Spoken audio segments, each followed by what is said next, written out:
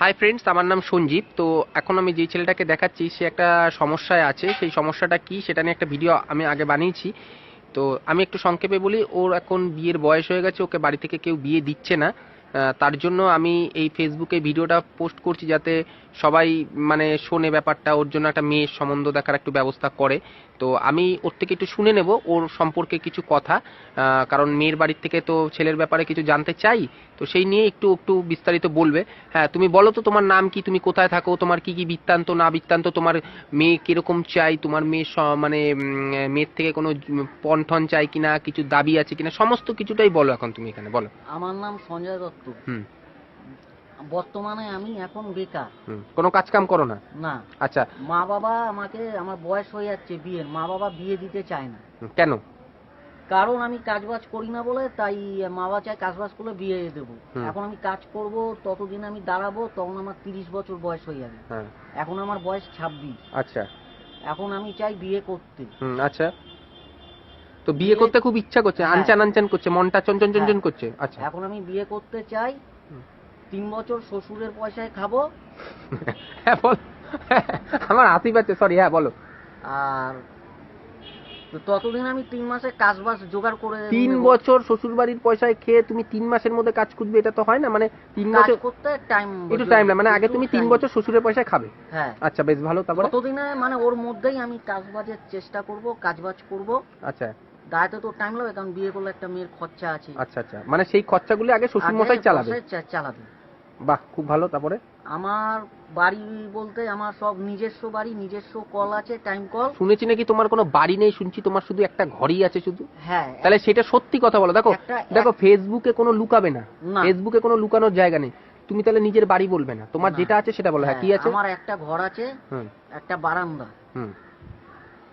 ঘরের দরজা ভাঙা, জানলা ভাঙা। বেশ ভালো, শুনে ভালো লাগছে, তুমি সত্যি কথা বলছো। আচ্ছা, তারপরে? যা হোক, ওটা আমি। উপরটা কি ছাদ না টালি? টালি। আচ্ছা। আর নিচটা কি ইট পাতা? ইট পাতা। ইট পাতা মানে সিমেন্ট না? না। আচ্ছা। আর?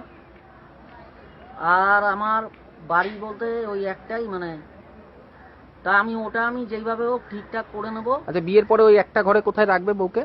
মা বাবা বারান্দায় শোবে, আর আমি বউকে নিয়ে ঘরে শোবো। আচ্ছা, ভালো হলো।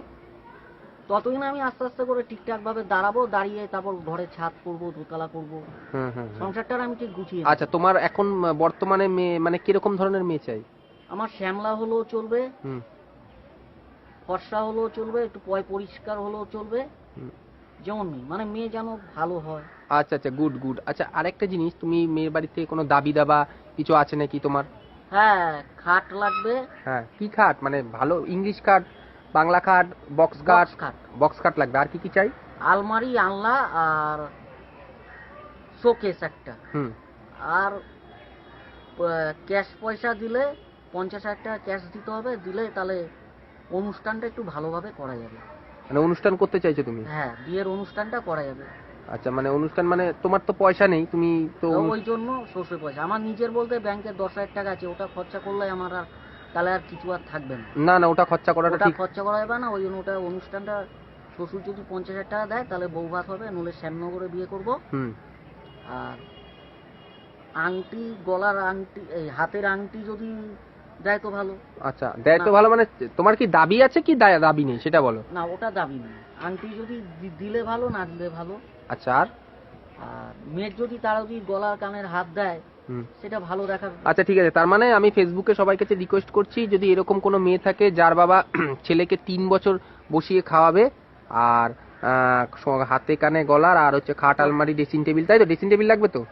আচ্ছা, ঠিক আছে, ওগুলি লাগবে। হ্যাঁ হ্যাঁ হ্যাঁ, কারণ ছেলের এখন মন চঞ্চন করছে বিয়ে করার জন্য, হাসি পাচ্ছে, যদিও হাসির ব্যাপার না, এখন একটা সে সমস্যার মধ্যে আছে। তো যাই হোক, তো আমি সবার কাছে অনুরোধ করব ভিডিওটা একটু যেন সবাই একটু মানে দেখে, একটু সিরিয়াস ভাবে, যাতে ওর একটা কোনো মেয়ে জোগাড় হয়ে যায়।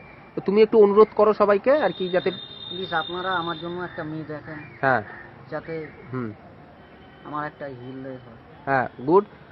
সবাই প্রথম পার্টটা দেখলে খুব ভালো হবে। ঠিক আছে, ধন্যবাদ।